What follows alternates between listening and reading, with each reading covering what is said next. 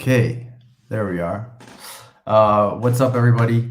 Thank you for tuning in. It's been a little bit of a break since the last time we did one of these. It's been about 2 weeks, but we have a lot to talk about. Like 3 days ago, I thought, oh, we're going to be talking about the Dwayne Wade fandom pack. That's going to be the news.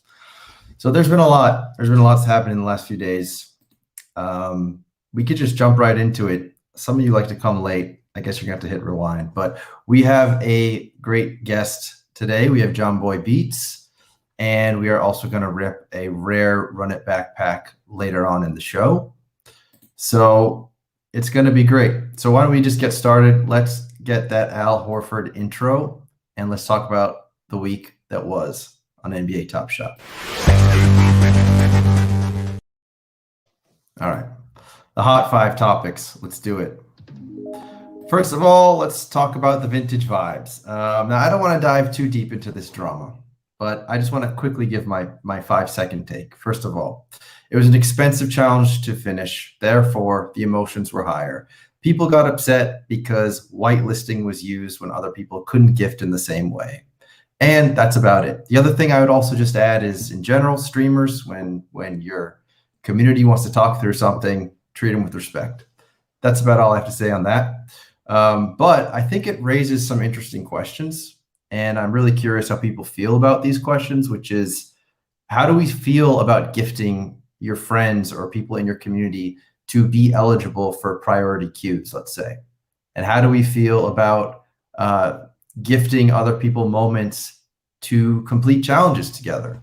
Because I know I've done that, and I know many people do that. And I feel like part of what makes Top Shot interesting is this whole community aspect. So if we're all just doing everything on an island because that's what we've deemed is the right thing to do, I think we rob ourselves of like some joy, of some togetherness. So it's a tricky thing. It's a gray area, but I'm sure we'll get it right as we continue. And hello, Denver Dog. How's it going, man? Glad you could show up. Yeah, I'm a big Squid Game fan. Let's complete this Clay Vintage Vibes showcase together. So the Clay Vintage Vibes showcase, as you know, that everything just spiked in terms of the Warriors Top Shot debuts. That went nutty.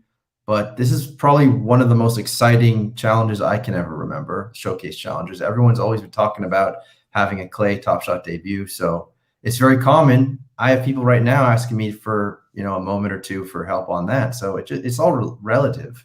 And it's all how you see this as being helping each other out in the community versus, everyone should kind of follow the straight and narrow and do their own thing.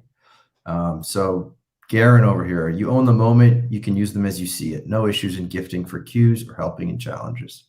I think that's how I lean also, honestly, just because that's what this is. Otherwise, what are we doing here? Like it's might as well be like a stock market, like purely, if we're all in it just purely for like, we're all on our own here. All right, next. We have our Series 3 roadmap. And in my opinion, this obviously is the biggest news of the week by far. There's so much to cover here. Honestly, I've probably read this thing 5 different times. I still don't think I fully understand it. But here are some of the things that stuck out to me. First of all, we have our edition sizes. It's awesome that a lot of these edition sizes are staying the same or similar. The one that stuck out the most to me, though, was the 60,000 plus base set. It's kind of what, and I mentioned this in a past talk, I think, with Moment Nerd, was that this is going to become something where moments are almost like Dr. Seuss stickers, where it's super easy to grab them, and half the fun is just making your collection. And I wonder what that means. Are people going to be out there buying 9 packs or 10 packs a week and putting that $90 a week down and just trying to get lucky?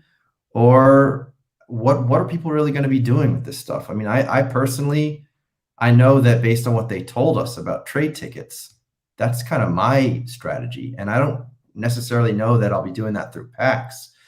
Because if everyone's buying packs, multiple packs per week, exactly, crate, exactly. If everyone is buying multiple packs per week, that means they're basically going for the good stuff and they're going to be dumping the stuff they don't want. And that means the price of the floor moments of the Series 3 moments is probably going to be pretty low. And that's probably going to be a pretty good way to build up your trade ticket collection. Not really your collector score, but your trade ticket collection. Yeah, so I like the infographics. We need more of those. There's a limit of 2 base set moments per player. So that you read that, but then you continue on, and there's 4 common moments max per player, but 8 moments per player. And then that's without mentioning the rewards or the fandom moments per player. So I kind of looked up a random player. I took Nikola Jokic. These are 7, I guess, common base Series 2 of Jokic. There's a couple like hollows, things like that, legendaries. But here's what I hope they avoid. So if you see the issue in my mind with what they did here is like they have similar circulation counts. And I think that's what rained on everybody's parade. Is they're like, oh, you just released a 10,000 seeing stars Jokic. That totally messes up my 15K Jokic. And I think that is true. I mean, obviously there were a lot of other factors involved, but that is by and large what I hope that The Economist is considering. So Ross says he's going to buy 10 packs a week for sure. All right, Ross. So yeah, any non-rookie can be used up to 3 times in the fandom tier, while rookies can be used twice in this tier. So those are additional moments. And if I remember correctly, they said rewards are not going to be in the fandom tier. So bottom line is, are we going to have a lot less moments per player or not? That's what I'm very curious about. Again, 10 base sets a week. Oprah's being like, you can buy a pack every day. And 60,000, we talked about that. The other thing that we just probably don't have time to go through everything, or we could talk about it with Jon Boy Beats later. There's no more Seeing Stars pack. So is that a good thing? Is that a bad thing for Seeing Stars? There's going to be a Hustle and Show 2. There's going to be a Deck the Hoops 2, which is kind of awesome, even though good luck getting it in the pack or getting lucky enough to get one. The Rising Stars are going from rare to common, which is kind of interesting. Smaller throwdown set, of course. Smaller playoff set, of course. And new sets for foreign players. There's going to be teamwork plays, which is exciting. Street ball plays. There's going to be plays curated by players like Kevin Durant, which is kind of cool. And then there's those legendaries, which I get all excited about. But of course, you just cry into your cereal when everyone else is ripping one and not you. Anyhow, that's the roadmap. Next, let's talk about the first ever fandom pack real quick. That's what I thought we were going to be talking about this week. So this morning, 205,000 of these packs have been sold. these Dwayne Wade vintage vibes packs. And I know a lot of people bought 3 of them. I honestly just didn't really have much Dapper, so I only just bought 1. I'm probably not even going to open it because I just don't see how a moment that has a circulation count, even if, let's say by the end of this, how many days are left? I don't think it says. But let's say at the end of this, 300,000 are sold. And let's say 100,000 are kept unopened. That's going to be a 200,000 circulation moment. How can that be worth $9? Doesn't really add up for me. Maybe Jon Boy Beats has an opinion on that. But yeah, I think it looks way better closed personally. It's kind of like people who bought the Throwdowns pack. Like, I don't really want to open that. I like the art, as they say in the NFT world. I like the pack art. Garen is asking, was 10 packs a week in the blog? It was. You got to go check that out again. WNBA Legendary pack, that's coming this week. It's cheaper than the NBA Legendary pack. I think it's going to be like sneaky useful. I mean, they threw a couple of WNBA requirements into this clay challenge. And also Jon Boy Beats, he made this tweet saying basically, if this thing drops too much, it's going to be like a no-brainer to build your collector score. So as soon as that deck the hoops or whatever, or when one of these legendary packs comes about and they're saying you need some crazy legendary score, and people have joined the platform and now they have these series 3 base moments worth like 2 collector score points, that might be the time when this kind of stuff goes way up.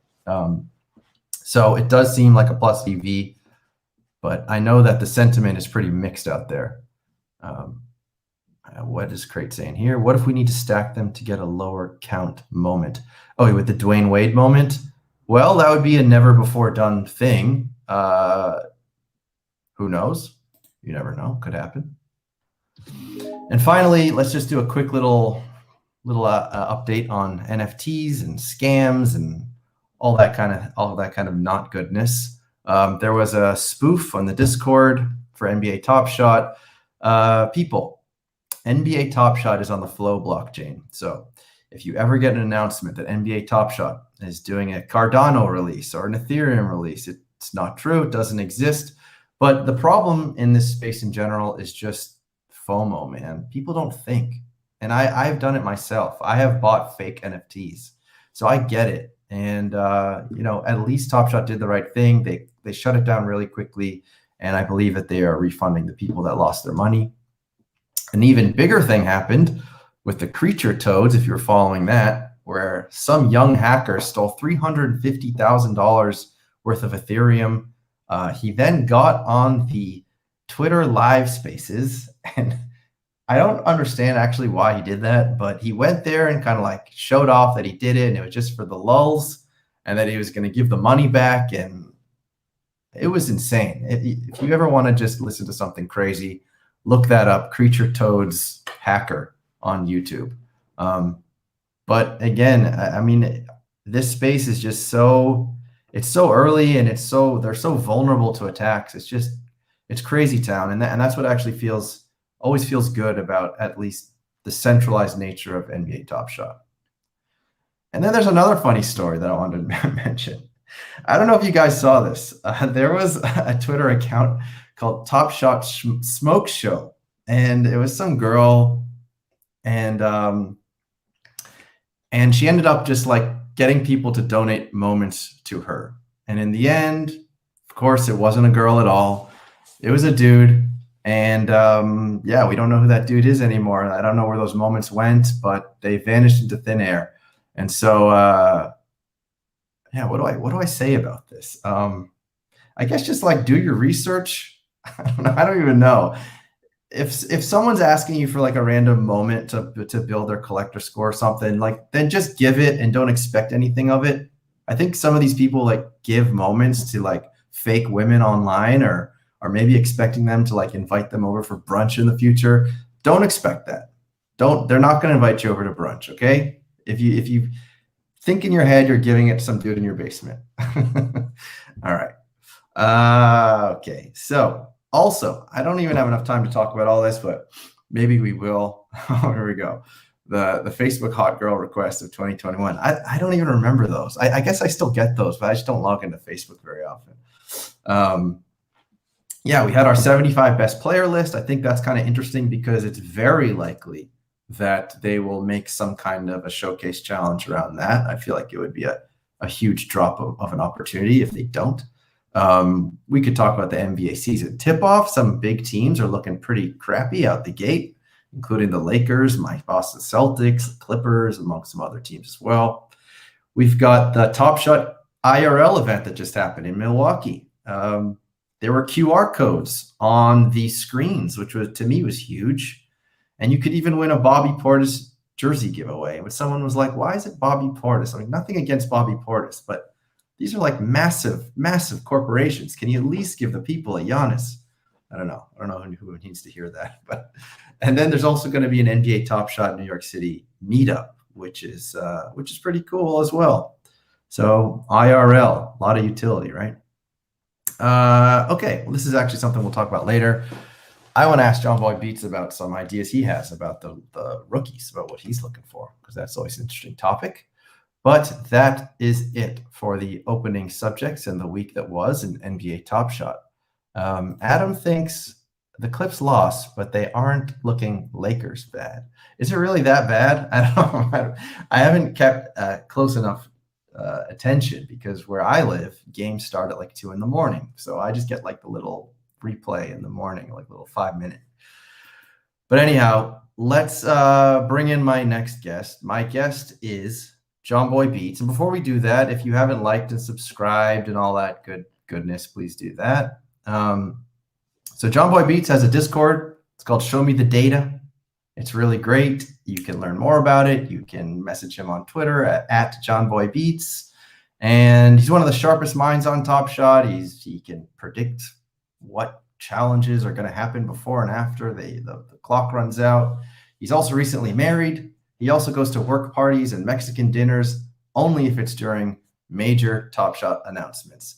So let's run the little video I made for Jon Boy Beats, and then we'll bring him in.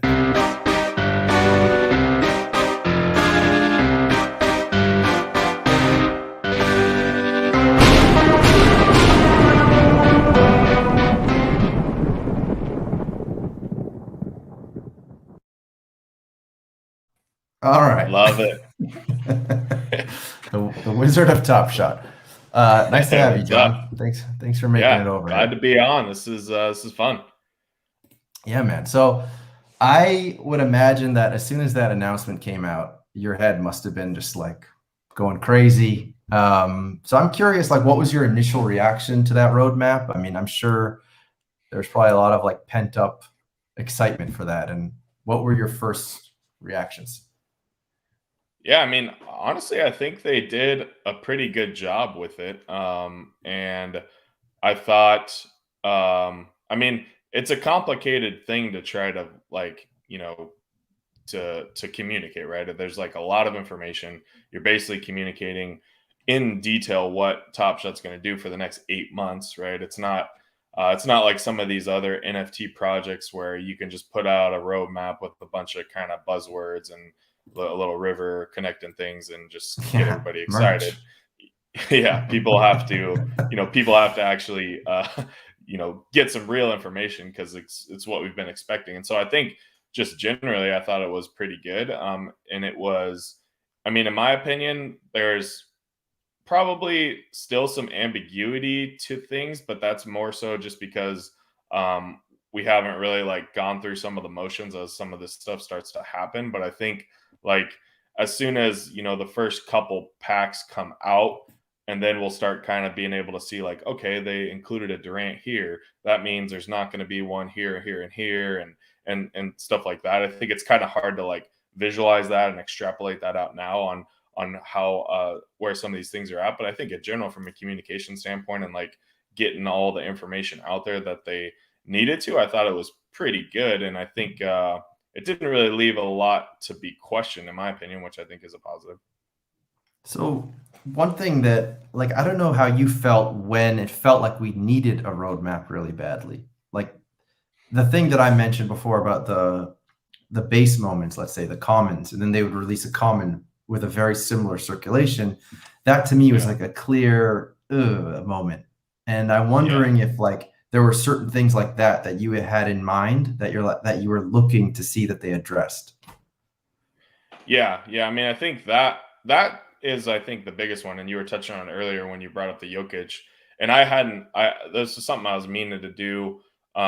Eventually, is just kind of look at like some of the extreme examples of players. Like you pulled up the Jokic that has the 7 common moments, and look at like some of the extreme examples compared to like the new roadmap and how different things could be. And I think that's a really good point. And I like the one that I loved most, or I guess the one that I loved quite a bit was the base set announcement of, we're only going to have a maximum of 2 moments per player. And it kind of seemed like there'll be either like some really cool plays or some really important players that'll have that LE 999 or 9,999, and then the rest will just be kind of at 60K and open.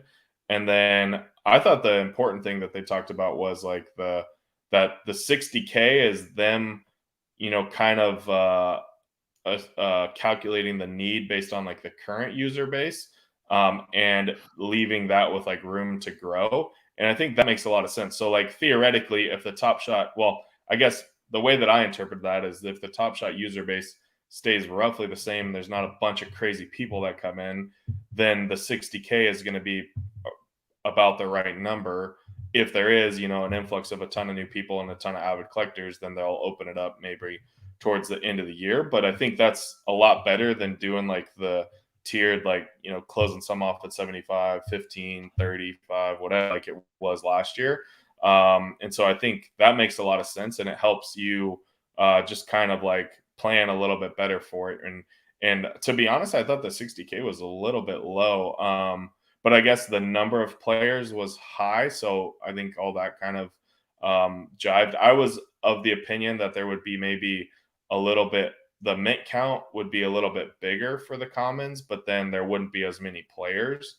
But I mean, shit, we're going like what is it, like 260 players or something like that are going to be in the base set, kind of like minimum, right? So there, I mean, we're looking at 10 to 12 to more players per team. I mean, everybody's going to have a moment, it seems like, in the base set.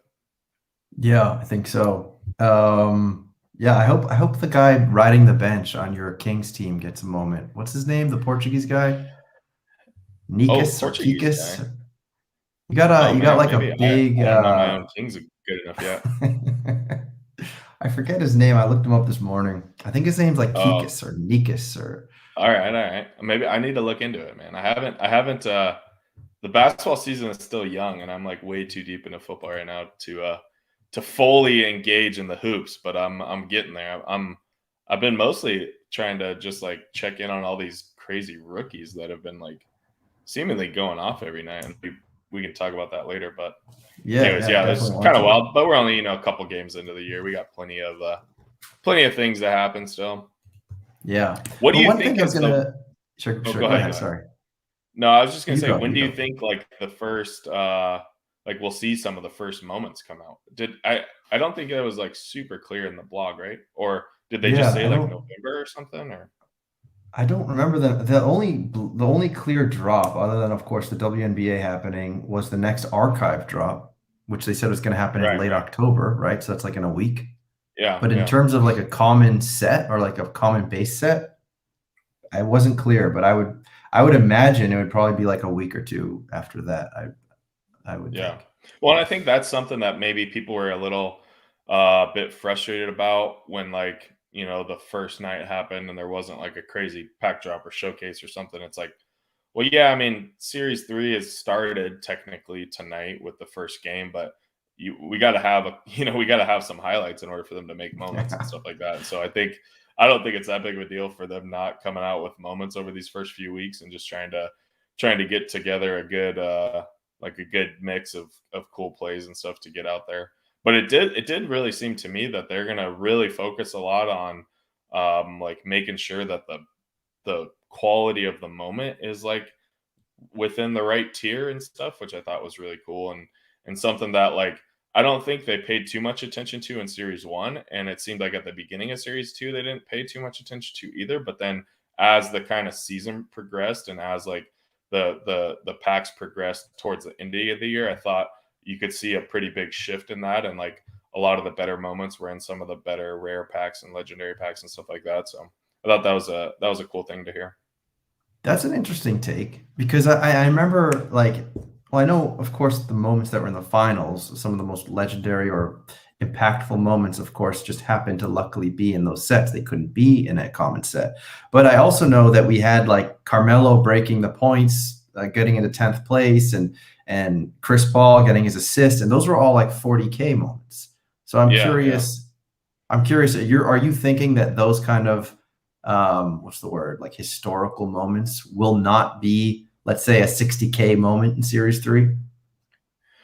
Yeah, I don't know. I mean, I think, well, because the other thing that we have to think about is just like the number of moments a player can have. So like, I mean, obviously, like just a guy like Miles Bridges is going to have like a couple.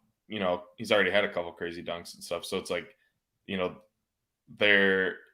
It's interesting how they do it because it's like I mean, I think it'd be hard for them to like try to figure out like, okay, this moment, like the Anthony Edwards last year, right? When it's like, okay, this dunk over Utah, like that's the pivotal Anthony Edwards dunk that had the whole Twitter world hyped up for a week or whatever. So that's going to be the Rising Stars rare reward, whatever. And it's like it's almost like when you look like if you were to go to the end of the year and like look at all the stuff, it'd be easy to like fit them all into the right categories. But like as they're trying to go along the way, it's a little bit harder for sure.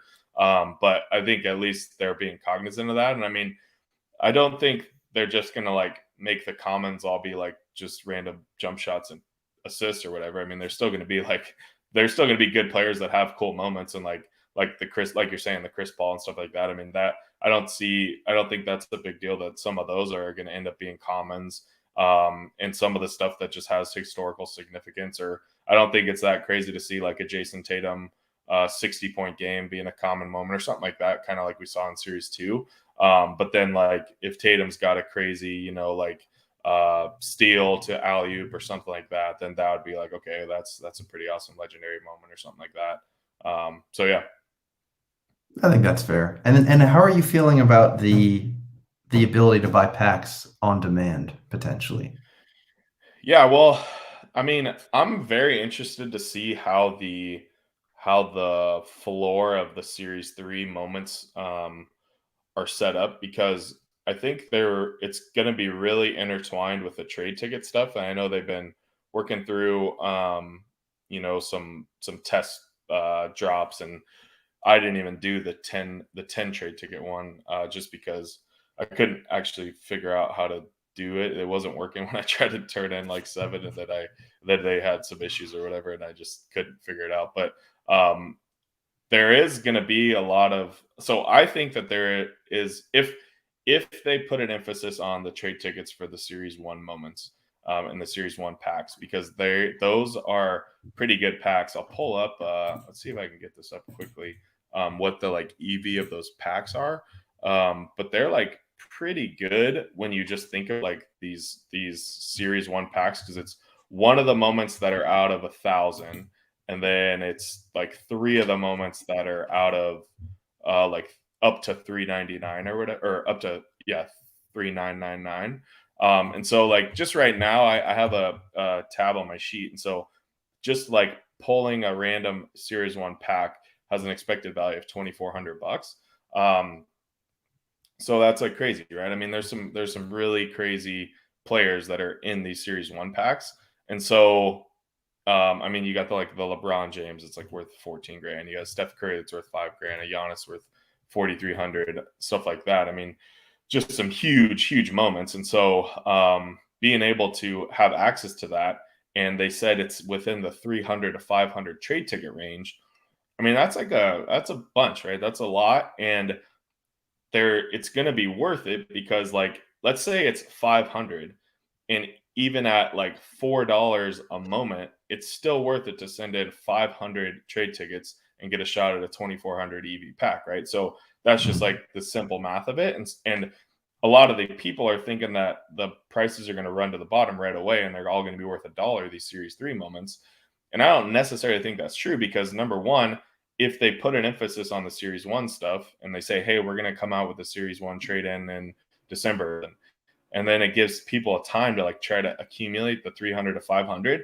There's like a lot of people that need, like, I mean, I don't have 300 moments that I would happily just trade in order to get a shot at the Series 1. I want to get there, and I'd want to have a shot at the Series 1, right? But like, I remember I did like a quick query online, and I think it's like there's only like 1,500 accounts that even have 500 moments, and there's only like 4,000 accounts that have 300 moments, and like you got to assume like out of the 1,500 accounts, like all those, like if they have over 500 moments, it's not like they're willing to trade in all 500, right? So they don't have 500 floor moments or whatever. So there's like going to be, in my opinion, a ton of demand for these Series 3 trade-in ticket things once they start to talk about the Series 1 and once that becomes a real thing. And so that, in my opinion, is going to kind of have some resistance on just the floor bottoming out at like $1, which is what I think a lot of people think. So that's interesting to me. I mean, right off the bat, if people are just like, Series 3, 60 grand, I'm going to list it for $1, who cares? Then that's going to be something where I'm like, okay, well, I'm going to start buying as many as I can with $1. But then at the same point, if people are like, it's making sense, and like it's like there's still resistance at $3 and $4 for Series 3 because people are going to keep buying, then it's going to make sense to do the packs and keep buying packs. So I don't know. I'm sure there's like a tipping point at some point where the supply overrides the demand, but I don't think it's going to happen right away. And I think you're gonna probably want to do the like buy 10 packs a week thing for like a couple of weeks. I would assume. Yeah, because it makes a lot of sense, honestly. And it's also, they said that they don't foresee that happening too early in the season either. So yeah. So it might not be too many of those moments available, and we might be seeing some strange 60K moments going for like $5 each. It's going to be strange times. Yeah.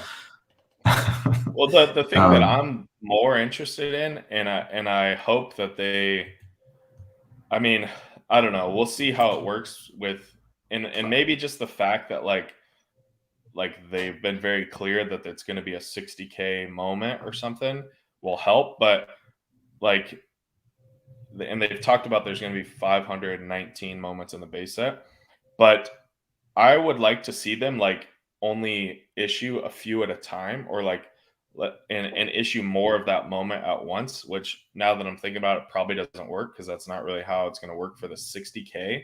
But like, so because like let's say in the first drop of the year they come out with 120 players and they each have like 4,000 in circulation or something.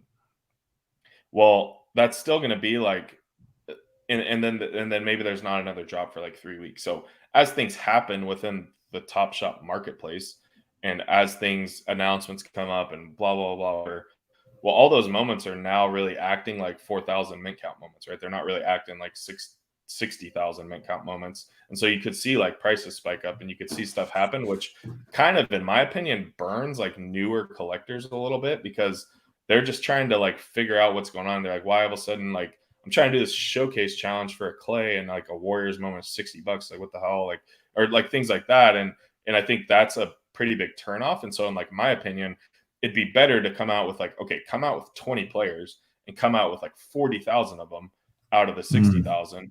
And that way it's like a little less volatile over time. Like those moments are just like, they're kind of a little truer, like supply is right on the market, and there's not as much like ebbs and flows. And I think that just helps. That would help like the newer people a little bit better. But I don't know. I mean, we'll see what happens. I that's always kind of something I've thought about and tried to advocate for. And it's always something I say like, hey, before you're going to try to like buy something or look into an investment as a moment to hold or something, you got to understand like the supply and the demand and stuff like that. And what's still coming, you know. Exactly. And even though we have those little charts at the bottom, I think that's still, even to this day, I see people asking questions on Twitter. They don't completely understand what every little row there means. And yeah, I would say that put that at the top of your list when you get to talk to Jacob tomorrow. I know. Absolutely. Like, and I saw also recently that they are integrating like emojis into the jersey cereal, and I think the more that the platform can make it easier for new users, and exactly what you're saying. If I'm a new user and I go to a Warriors moment and I look at Looney or whatever his name is, and he's Mhm. going for like $70, there needs to be a big badge somewhere on that page. Like, this Yeah, is in a current showcase. This is what happens when moments are in showcases. You know what I mean? right. Like, they don't need to like truly dive super deep into like the evaluate market chart, but they really need to protect new users for that reason, because you're right. People are going to get burned and it's going to suck. Um, Yeah. I mean, so my cousin's a big Warriors fan, and I texted him the other day and I said, "Hey, Clay Thompson's finally getting a Top Shot moment. Like, you should look into it." And he looked into he finally signed up for Top Shot, and like, so he goes to like, he's like, "Wait, why is," yeah, I think it was Looney, or it was like Juan Toscano Anderson or something. He's like, "Why is this guy $60?" And I'm just like, it's just like how these things work with like the challenges and stuff. Yeah, exactly. It's just like so confusing for the new people that get on it. They're like, "Hey, I'm just trying to get some guys on my team that I watch play every night, and I can't do it because for a week until he's back down to $7 or something." So yeah, yeah, having it's some sort of indicator there. And it's funny because I actually saw someone, and I bet you would probably still have the like authentic take on this, because I saw someone saying like on Twitter, like, it's not fair how these showcase challenges are announced like randomly at like a Friday night. Like, it's just not fair. Like, it should be set so we all know. And then I for a minute I agreed with him. I'm like, that would be nice if you kind of just knew and you didn't have to miss it because you went out to eat dinner or something. But then this other Right. guy wrote, he's like, how lame would that be if everyone just sitting there F5ing at like 7 o'clock to, Yeah. because I think that would be even worse. Yeah.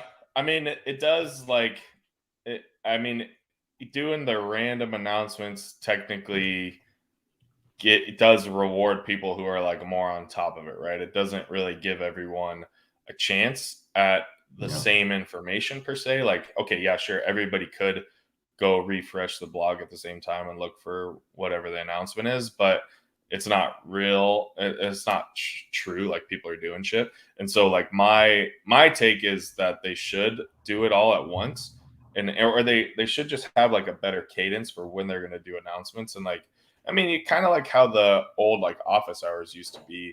where it was like, there's just like a set time, like, hey, it's going to be Friday at noon, and there's that this is like when we're going to do X type of announcements. And like, maybe some Fridays there's nothing, and it's like, okay, whatever. And then some Fridays there is an announcement, and that's when like the roadmap gets posted or something like that. But like I'm just a fan of like giving everyone the same like chance at the same time, and letting people can decide they don't want to go at noon, and like they don't want to try to figure it out, or they don't care about trying to get ahead of the challenge or whatever. But to let people decide that, versus like people that like really have been thinking about this Clay Thompson moment, he's like their favorite player, and they just didn't get to see it for the net for 45 minutes, and now all of a sudden all the Warriors are through the roof, and they kind of are like, well, shit, that sucks.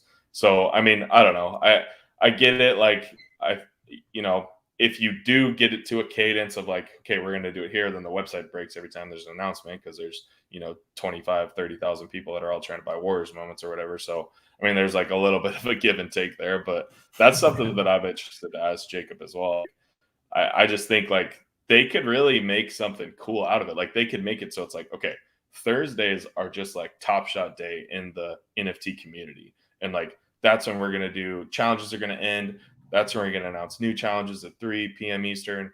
We're going to come out with a blog post every Thursday at 6 p.m. Eastern, whatever. And that could just be like the day that everybody on Twitter, everybody everywhere is just talking about Top Shot, and it's like, I don't know. I think that would like be pretty fun, and like people would look forward to that and embrace it, versus like, seeing a thing on Saturday morning. Like, oh shit, I couldn't even take care of that because I was like out at dinner or whatever. Yeah, yeah, that's a fair point. And actually, I think that maybe the happy medium in some way is, I know that Roham was saying that out of beta is when he's got the mobile app, and it's like you can send alerts to like 500,000 people at once. So at the very Yeah. least, I think if you could get a buzz on your mobile phone that's like new showcase challenge announced, at least Yeah. Yeah. that's a little bit better.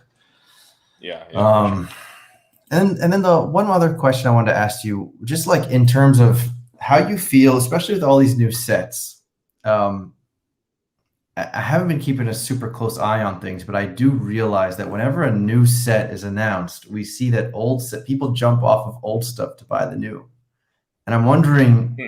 how you feel about that. And like, especially as we have more and more new sets and rare sets and this kind of thing, do you think that that's going to hurt, let's say, like random S1 moments or, rare S2s because now there's a newer play and it's a cooler play from S3? What do you think about that, about the shiny object syndrome of Top Shot? Yeah, I mean, I don't think it's that big of a deal. I mean, I think if there's like completely just no new money coming in and no new people coming in, then it becomes an issue. And, maybe we'll get to a point during Series 3 where that starts to hold true. And it is like very clear that people are selling stuff to save up stuff or save up Dapper to buy other stuff. And it's like a very, it kind of ebbs and flows a lot. I think we just saw a little bit of that maybe more pronounced with the run it back set where it's just been hyped for so long. Plus, there was like so many cool players and so many like old school guys that are like from, people's like childhood that they like wanted to get and wanted to have a chance at. And so I think for the run it back specifically, I think there was a little bit more of like, maybe sell off, maybe consolidate your portfolio a little bit, get up some Dapper and go buy some rare moments or something from some of your favorite players that you had like growing up. But I don't think it's like too big of a deal like globally, and I don't know if that's going to be such a large impact. And I do think like it seemed to me that there was like a little bit less packs that were like total. I haven't like counted them all up or anything, but it just seemed like in general there's a little bit less being announced. Definitely compared to Series 1. Series 1 there's a ton of packs and a ton of different sets and stuff, and they were just kind of trying to figure that out. But it seemed like the Series 3 roadmap had a little bit less than what was called out in Series 2, or maybe it was just about even. But I mean, it's also just it'll maybe be harder to realize in the moment, but then when we kind of like zoom out at the end of the year, and I think it's exactly what happened with like MGLEs this year, where people kind of got over the MGLE thing, and it was just like there was so many MGLEs coming out, and they kind of didn't have as big of an impact as maybe they should have, or they didn't seem as rare or whatever, just because they were coming out all the time. And then all of a sudden we get to like the summer and everything, the whole series is over, and all of a sudden that 489 starts looking like a pretty small number. A lot of the MGLEs kind of like took off a little bit over the summer because people are like, wait a minute, this is like a pretty good set. These are good players, whatever.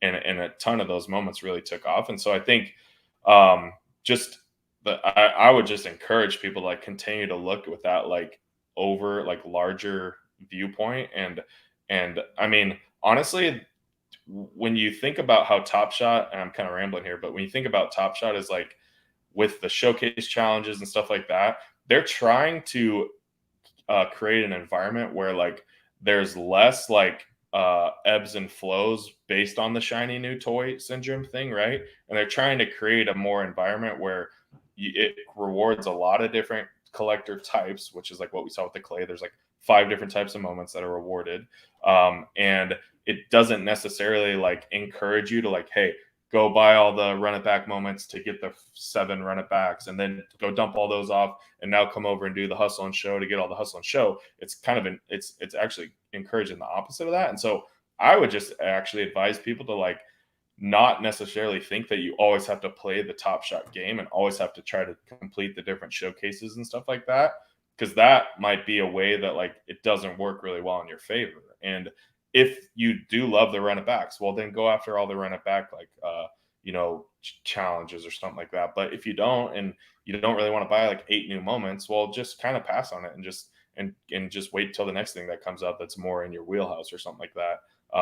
That's where I think is maybe a little bit of a change that we're going to see this year. I mean, like last year, it made a lot of sense to kind of chase all the different like price action points throughout the market that Top Shop helped create. And maybe this year it's going to be a little bit different, and there's not going to be that much like opportunity to just like flip things all the time into challenges and stuff like that. Yeah, for sure. That was definitely my approach as well. Because after I got, I like many others got in at kind of the wrong time, and I'm like, all right, this is where the money's made.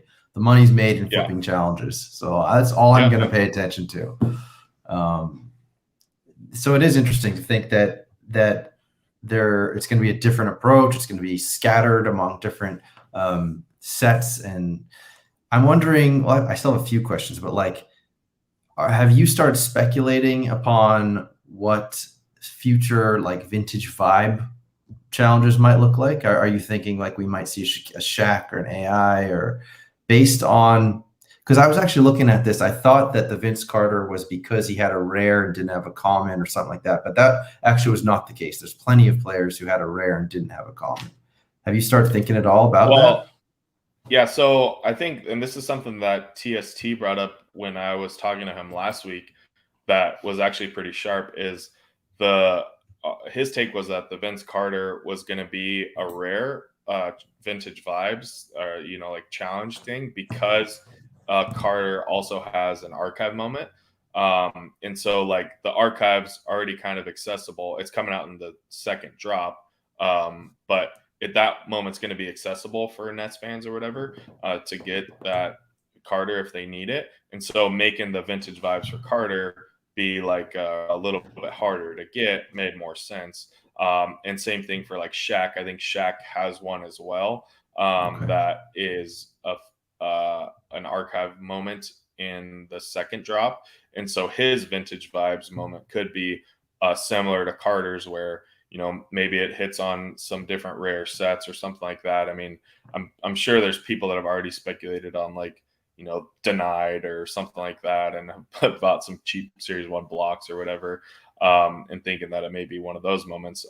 So I think that makes sense. And then like for the players who don't have an archive moment coming, like I think like Tony Parker and like maybe Chris Bosh, those are like a good example.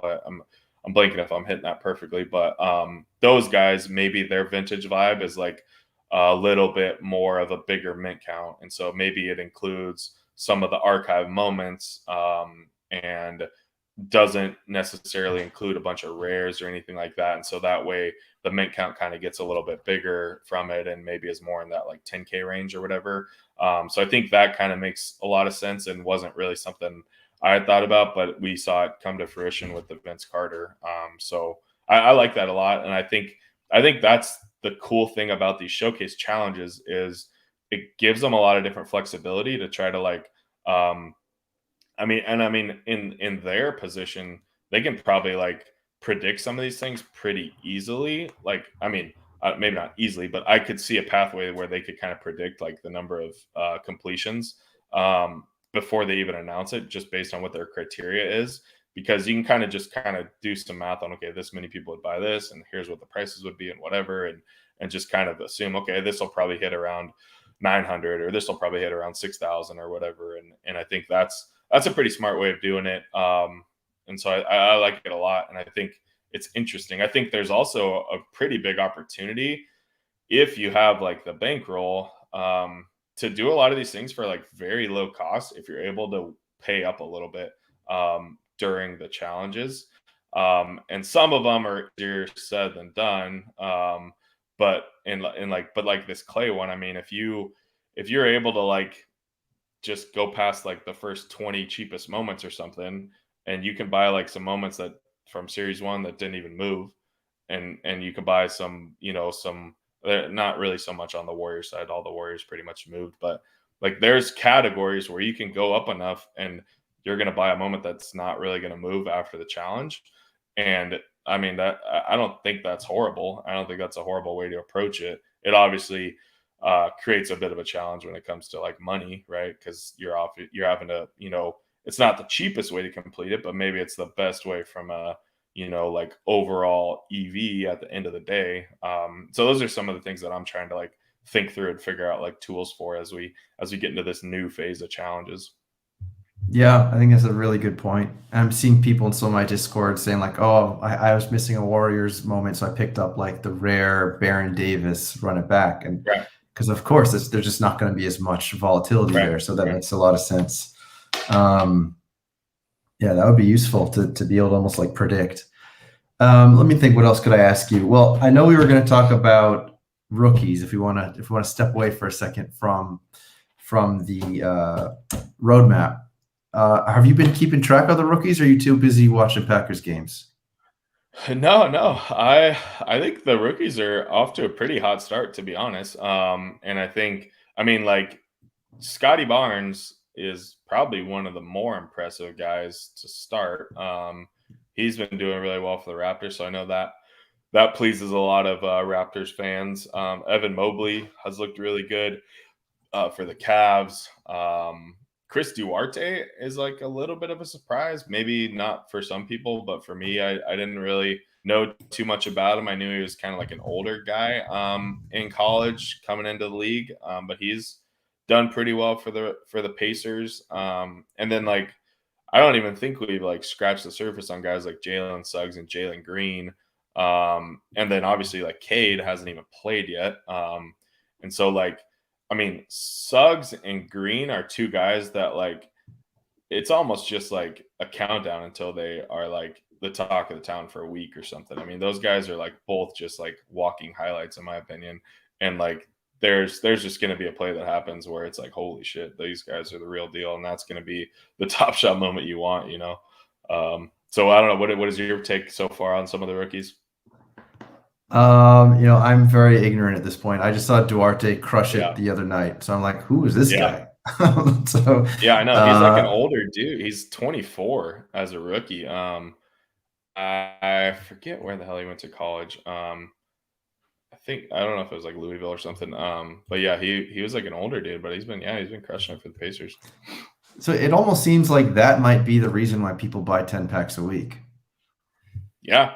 Well, so the thing that I thought was interesting is I think I can't remember if it was Austin Kent or something that like somebody had posted something about, oh, this has to be this guy's 4K moment, right? Because it's from or his I think they said 4K moment, thinking that all the 4K moments were going to be the quad badge or whatever we're calling it, the Mm-hmm. quad badge thing.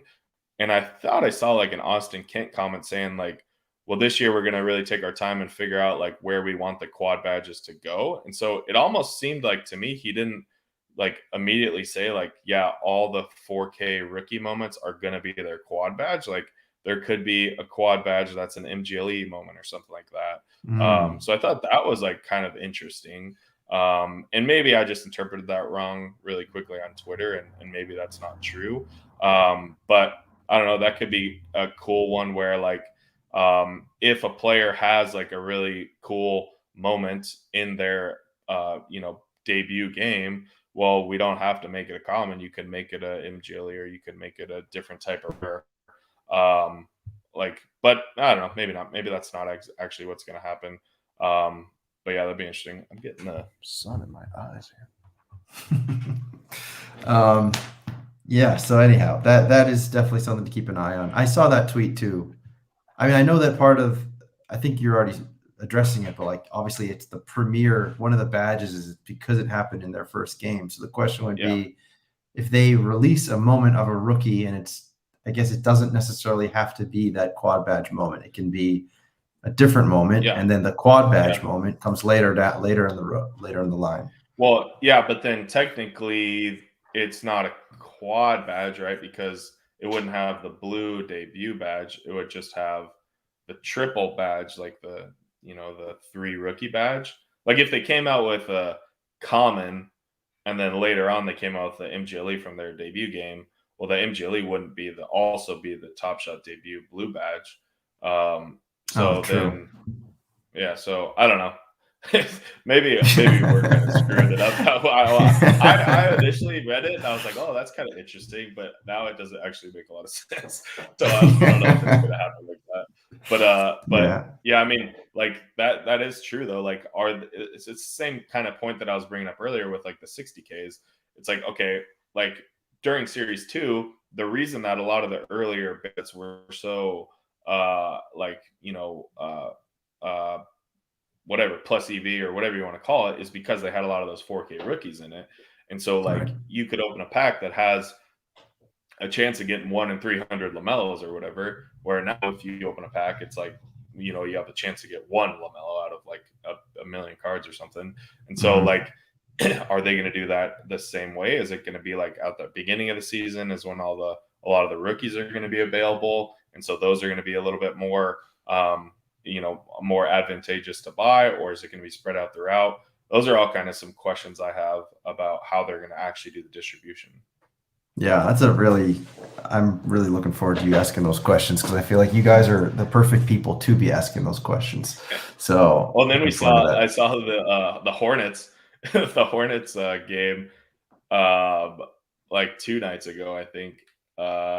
The coach put like all 3 rookies in for a minute at the end of the game, and none of them got a stat that would even like work on Top Shot. There was like one person got like a rebound or something. It's like, so I'm pretty sure all 3 of those rookies are just like not possible to have a triple badge. Yeah, it's gonna be like a hockey assist. I mean, they're gonna have to definitely adjust. I think. I mean, that's what Dream Shaker's asking right now. Your take on rookie debuts having to stay within the first game a rookie plays. Like we just talked about that. Yeah, I mean, I think if they don't do anything, then they shouldn't. Like, it seemed like maybe in Series 2 they were trying to have like every rookie have a triple badge. So maybe what they're going to do instead is just like make sure that every player has a really good 4K moment that maybe is also their debut, but maybe they're not going to have as much focus on it being the triple badge, and skew a little bit more towards like a better highlight or a better, like if Jalen Green didn't do anything of note in his first game, but he had like some really cool plays in his second game, well, then maybe they'll just call it a 2 badge plus a debut and send it out versus like having to make sure every single player has a triple and then you get the LaMelo handoff or whatever. Yeah, you know what they should do, honestly? What they should do, and Top Shot people, when you listen to this, what they should do is like instead of having the badge be literally their first game, it should almost be like their first show out moment. That's what it should be. Yeah, it should be like, yeah, you know what I mean? Like, why do we have to be like literal about it? Anyway, yeah. Let's pass that along. Right.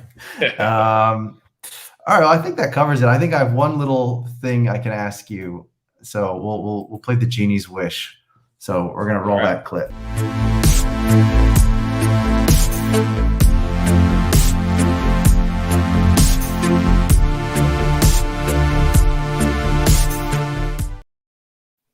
All right. As always, brought to you by Topps Wooden Coins. So here's your Genie's Wish. So on that exercise bike behind you, Will Smith in a big blue outfit shows up and he's like, all right, Jon Boy Beats, here's your deal. Here's what you get. The Sacramento Kings are going to make the NBA Finals. Not only that, they're going to be facing the Brooklyn Nets, and Kevin Durant is going to start dating a Kardashian literally the night before the series starts. So that's what you get. So now you're feeling pretty good about your chances. But in return, you are going to have an annoying Top Shot creator controversy every 2 weeks for the rest of the NBA season until that NBA Finals game. Do you take that offer? I mean, I probably would take that offer because I would love to see the Kings. I would love to see the Kings in the finals, and I think it would be kind of interesting to see the different landmines that would pop up throughout the community. So I would lead to take that offer, but knowing my luck, I would probably somehow be included in one of those landmines. That's true. There's a pretty good chance you'd be included. All right. Well, maybe I got to make the next one harder. Because I personally like the shit show. So I mean, if you give me the Celtics, and then I don't know, who's like the front runner in the West? I don't even know right now. It's not the Yeah, Lakers. shit. Who is it? Yeah, I mean, I don't know. Maybe you could put like the Suns up there or something, or I don't know. It seems like the West is like still wide open That's true. to That would start have the been a year, good anyways. question. Yeah, maybe I don't even know. Dream Shaker, you're in there. Oh, the Nuggets. There you go, Denver Dog. That's a good point. It That's probably not is the biased at all, Nuggets. I'm sure. That's true. Denver Dog, Nuggets. Interesting. All right. Well, very good, man. I guess what we'll do next then is I'll bring in our pack ripper of the evening. But thank you for spending the time. You can stay on. You can like look at your games in the sideline there, Yeah. and we're gonna bring in our next guest. So I'm going to take you off, and I'll bring you back in when we start ripping. Okay. Okay. Yeah, sounds good. Cool.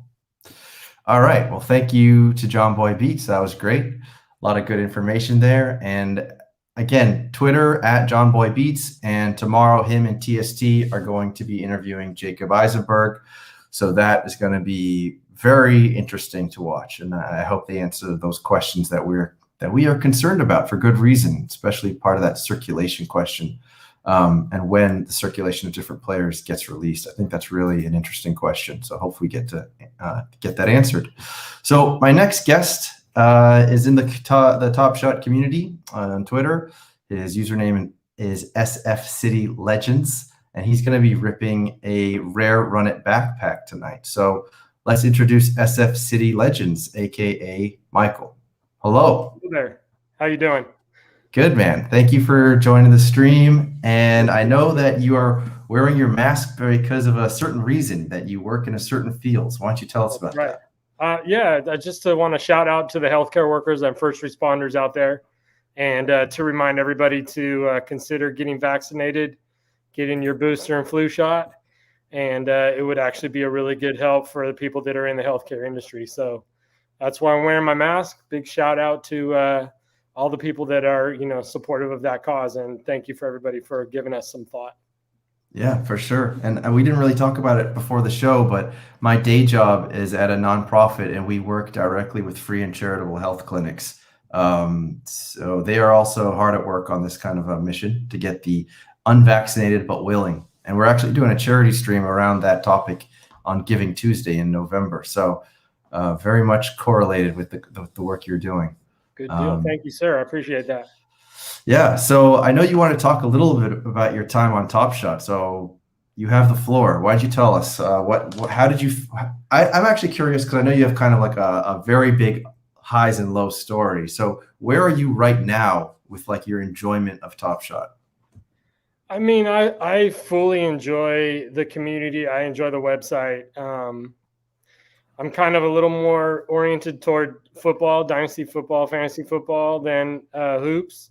But, of course, being a Warriors fan, that's just been loads of fun the last few years. So to be able to experience a sort of like a crypto sports / Warriors, experience, that's just been awesome for me. So I kind of gripe about some of the stuff on my Twitter feed, but I'm in it and I love it. So, I'm not going anywhere. I'll be around. When my account does make it back up to a reasonable amount, you're going to call me Diamond Hands because I'm not letting go of anything. And I did enjoy hearing about this 60K trade ticket phenomenon or whatever. That sounds actually like a really good deal. So, that's going to be something I'm looking forward to. Yeah, those are the kind of sharp insights. Keep an eye on Jon Boy Beats' Twitter if you're not already following him, because I know there's people who are unsure about this WNBA legendary drop, and there's always going to be these kind of questions of, is the value there, is it not? And I think clearly with the trade tickets, it's there, and I think that's not a very hidden secret. I think a lot of people are salivating over the chance to rip open. I know I am a LeBron James. I mean, I think it is a debut. I think it's his debut, the dunk, and the Steph Curry debut. I think I could be wrong on that, but there are some very high value moments in there. So I very much want to rip one of those. And I know you joined as well, like late February or mid-February. So I'm like the post 222 crowd. Like, I saw a friend post on Twitter, IDP with B, big shout out. Anyway, that he was, doing some kind of crypto basketball thing. And I just was like ready to jump on it. And so I went in head first. And I remember I was on vacation in Mexico buying moments, and just my wife thought I was crazy. And it turns out I actually was kind of crazy because my account went way down. But it's kind of heading back up towards a reasonable number lately. But it's still got a ways to go to be back to where I started. So, for me, a lot is kind of hinging on that Steph Curry deck the hoops, limited 40 circulation count, red star moment. Once that thing pops, I should be doing a little better. So, for me, I kind of want to see more new users because I know that's going to bring more people that might have their eye on that moment. Yeah, I think so for sure. And such a limited circulation, that's definitely like the bullish argument. And I would agree. I mean, we both spend a lot of time thinking about this stuff. We both think that's where it's going. So my buddy here says, "Are you an only tan?" I think you are. You're on the show. It's just kind of a silly name I use for people who watch the show. So, all right. So I think that kind of covers more or less. I mean, it's clear to me that even though, and I think that's what makes you unique, is that you're someone who put a lot of money into it early on, and it didn't go so well up until in the last few months, but it's on the way up, but you're still here and you're still interested, and I think that's what makes you kind of a unique user. Thank you, man. That's cool. Yeah. Just a couple little points of clarification. I just want to give a little background to my Twitter handle. That's an old defunct Dynasty League. In case there's any Dynasty football fans out there that want to get that recirculated, let me know.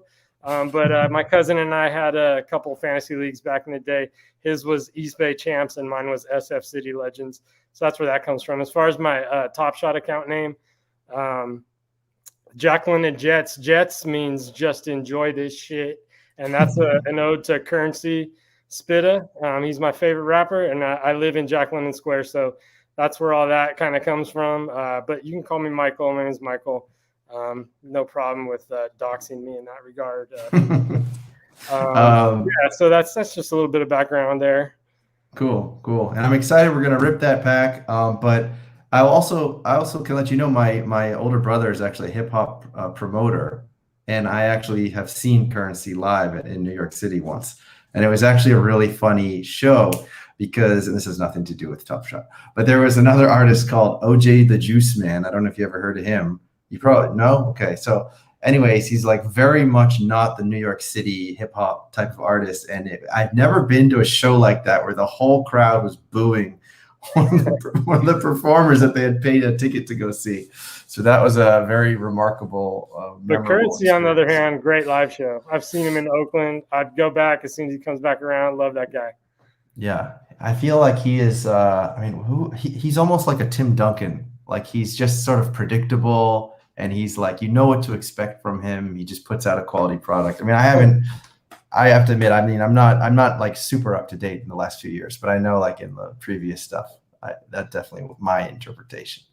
So yeah, so just enjoy this shit. That's kind of a lot of the NBA Top Shot accounts too. It's like sometimes we kind of get too serious. I know there's a lot of money on the line, but it's also important to have some fun. Make some friends.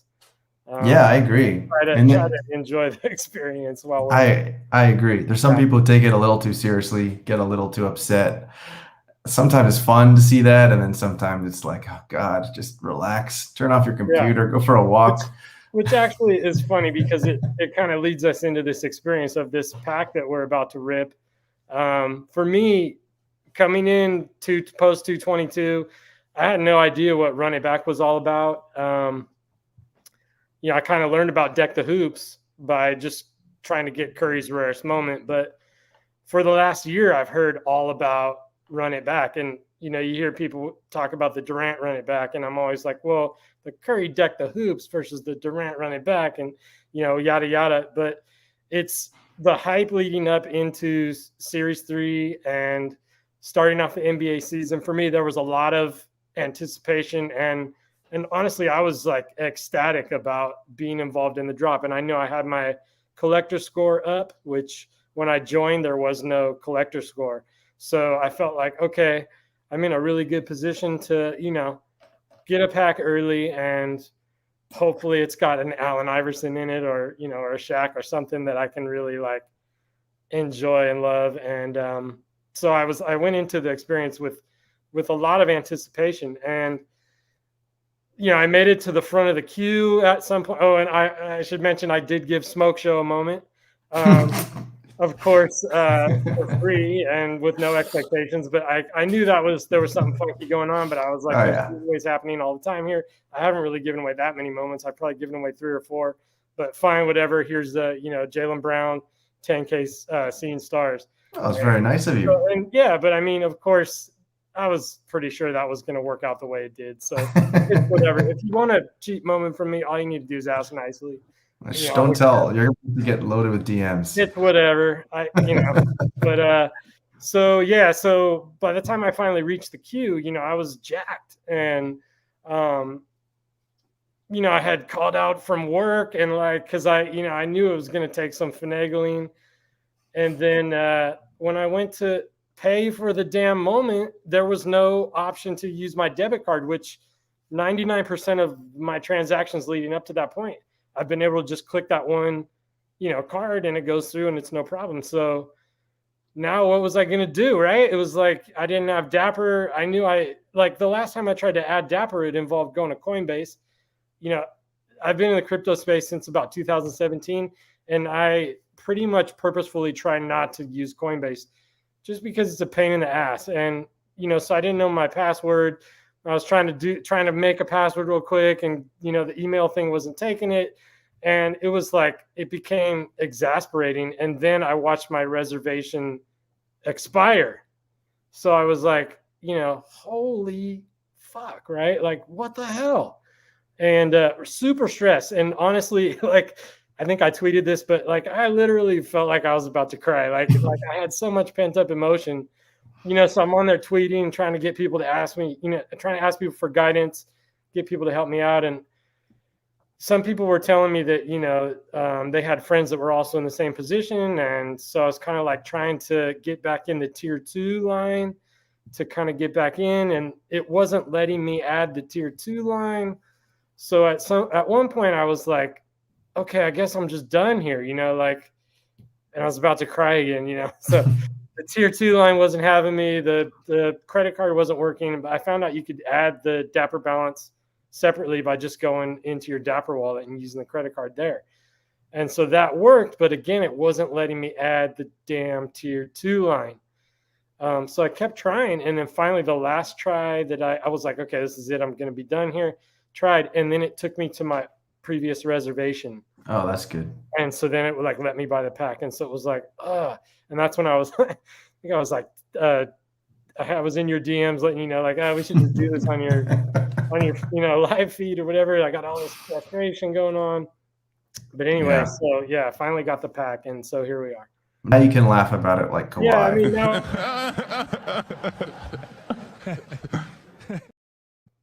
So now we're gonna finally see what's in that pack. But yeah, it was a lot of pent up emotions going on. Right. All right. Well, I guess it's time to rip that pack, and I'm curious. I bet Jon Boy Beats can tell us, because I know the top. It's so top heavy. It's like the 4. You basically want those 4 players, and I know what your percentage of getting them are. But let's. And on that same note, if I get some archive players, I just want, if my reaction's not totally perfect about those, if I don't know who they are, it's just because I'm a little more oriented to the football side than the hoop side. It's all good. It's all good. We'll tell you if you don't know. But anyways, we're gonna run that video of the cotton candy girl, and then we're gonna rip that pack. I'll bring Jon Boy back in so we can watch that pack together. So here we go. Let's do it.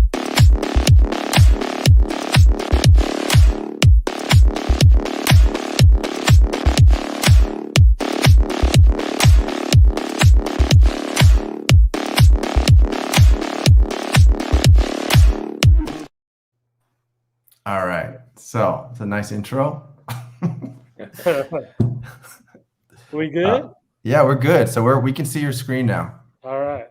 So I'm gonna open it up now. All right. Let's hope for some good luck here. That's right. Yeah. Is there a certain one of the players that you're hoping for? Or I want an Allen Iverson. That's the one for me. I don't really care about even Shaq that much. I want to see an AI. We'll I see. love seeing AI too. All right, here we go.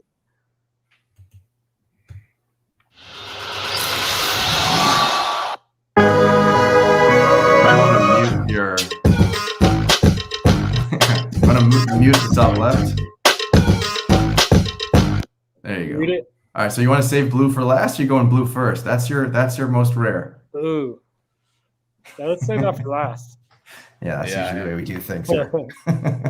All right, here we go. All right, let's see it. Okay, that's an interesting cereal. Andrew Bogut. Okay, that's Bogut. cool. Bogut rookie. Okay. Not bad. Nice. Got a badge. See what's If going only on. that was a Sixer. All right. So, I mean, I am a pretty that's big a game Warriors winner.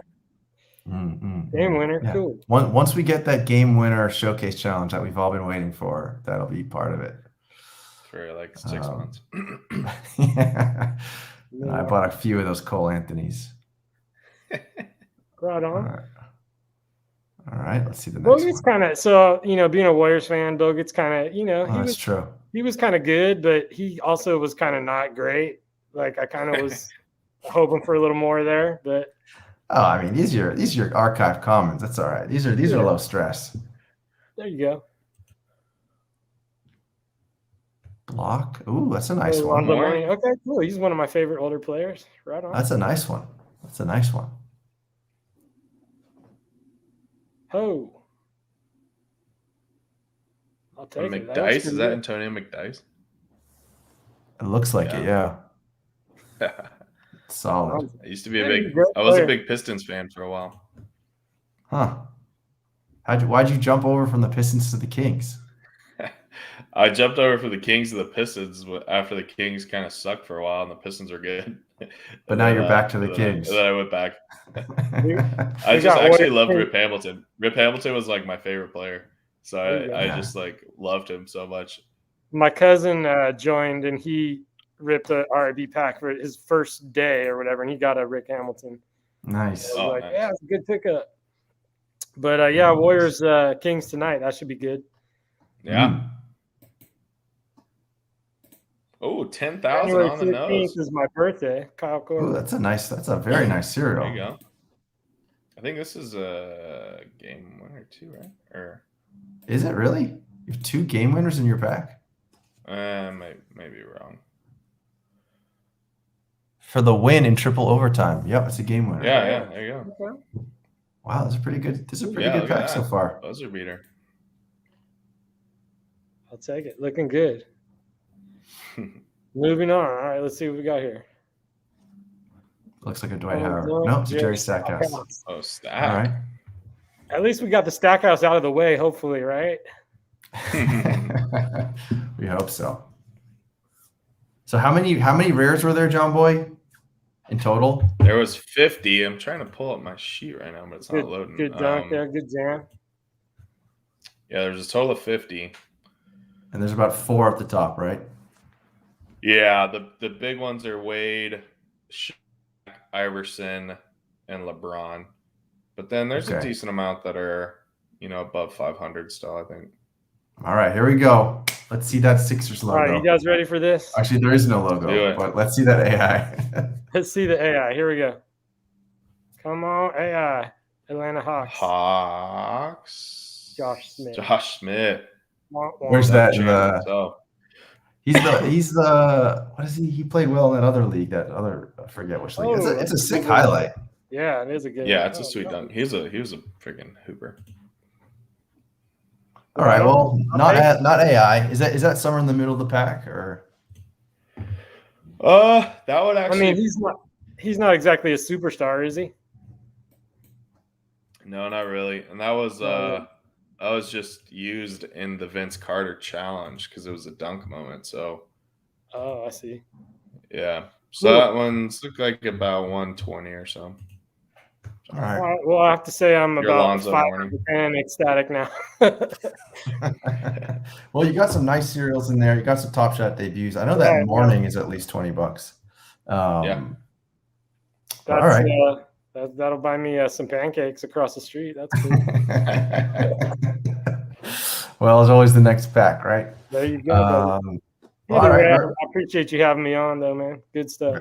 Yeah, man. Thank you for ripping with me. So we're gonna take that one off. Let's take the shared screen off. And actually, the last thing we're gonna do here is we're gonna give away a random moment. So if you're in the chat, just write whatever, and that'll let me grab your names real quick, and then I will put you into a duck race, and we'll finish it with the duck race. So you can go and put like a 1 in the chat, and I'll start setting that up.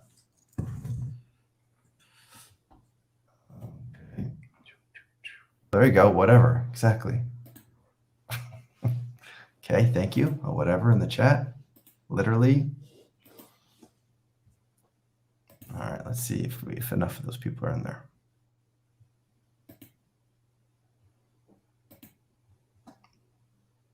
I'll play a waiting video while you guys do that. We're waiting.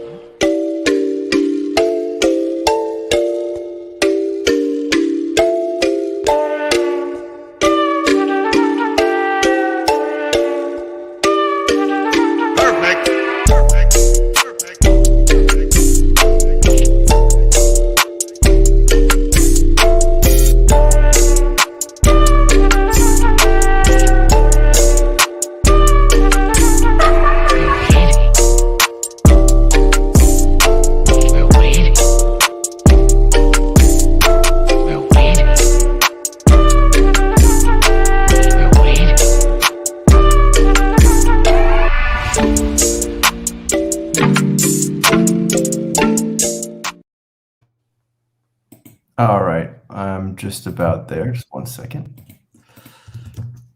Let's see. I think there's people that just didn't type, but that's okay.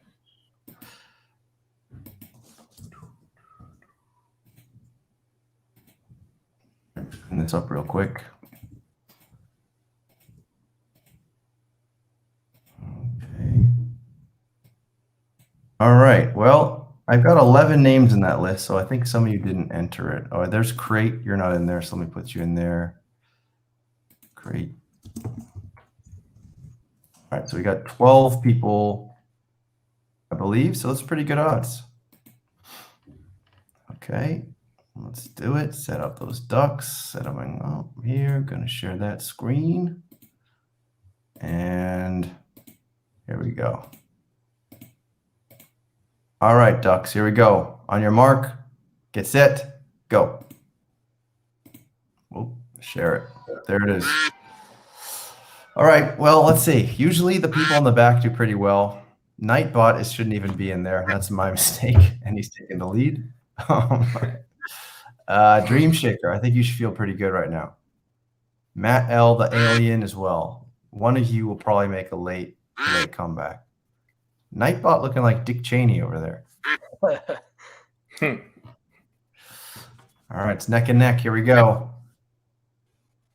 I'm kind of rooting for the alien. Let's see. I'm getting some Zed Run vibes right here. Oh, let's see. It's very close now. Oh, Adam Purley. Is Crate just going to take it? I don't think so. Dream's all the way in the back. He's Dream, you got to do like exclamation point swim.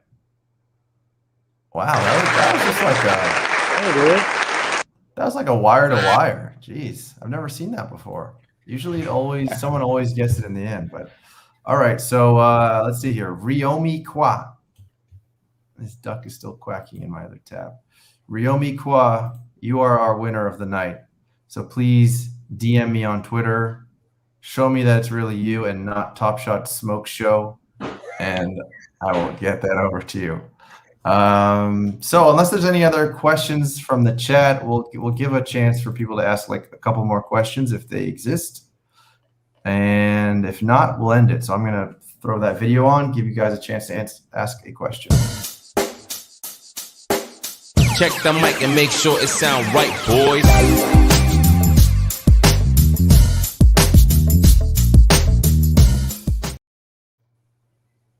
All right. Let's see here. Well, it looks like it's a quiet chat tonight. Everyone's just kind of chilling. How'd your NFL game go, Jon Boy? You were sweating your fantasy thing, right? Yeah, I did pretty well. I had Jamar Chase this morning in a lineup. He went off, and then I had some Bucks going. So I think I'm gonna end up pretty well here on DraftKings. I didn't get all the way to the top, but definitely a profitable day. So I'll take it. All right. We're happy to hear that.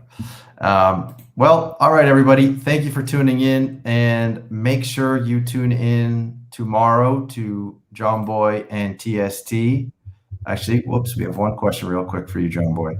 Why are these questions coming in like 5 minutes after I tell you guys to write them? So you think they could release a bottleneck breaker well, it wouldn't be a bottleneck breaker if it's in Deck the Hoops. It would be probably even more of a bottleneck. And then your first rookie pickup. I feel like we kind of talked about that. But I guess if you had to choose one, that's kind of an interesting question. Is there one player you're looking for? I'm pretty big on Jalen Green.